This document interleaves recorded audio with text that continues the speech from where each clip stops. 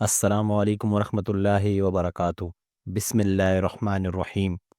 حضرت عبداللہ بن عباس رضی اللہ تعالیٰ عنہ فرماتے ہیں کہ ایک رات میں نے اپنی خالہ میمونہ بنت الحارث رضی اللہ تعالیٰ عنہ زوجہ نبی کریم صلی اللہ علیہ وآلہ وسلم کے پاس گزاری، اور نبی اکرم صلی اللہ علیہ وآلہ وسلم اس دن ان کی رات میں انہی کے گھر تھے۔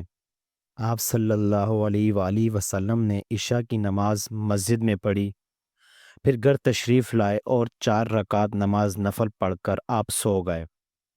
پھر اٹھے اور فرمایا کہ ابھی تک یہ لڑکا سو رہا ہے، یا اسی جیسا لفظ فرمایا۔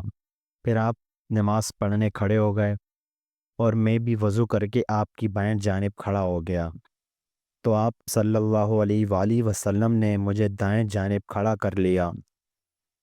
تب آپ صلی اللہ علیہ وآلہ وسلم نے 5 رکعت پڑھی، پھر 2 پڑھیں، پھر آپ صلی اللہ علیہ وآلہ وسلم سو گئے، یہاں تک کہ میں نے آپ صلی اللہ علیہ وآلہ وسلم کے خراٹے کی آواز سنی۔ پھر آپ کھڑے ہو کر نماز کے لیے باہر تشریف لے آئے۔ صحیح بخاری، حدیث نمبر 117۔